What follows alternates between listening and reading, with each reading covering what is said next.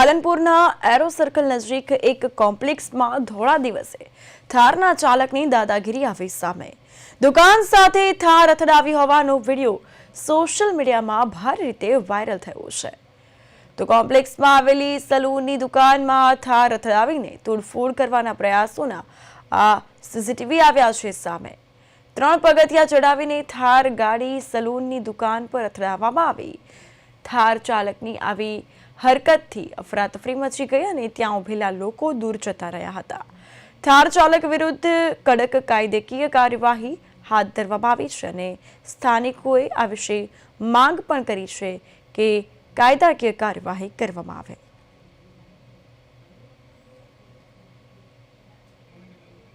તો આપ સીસીટીવી દ્રશ્યો જોઈ શકો છો।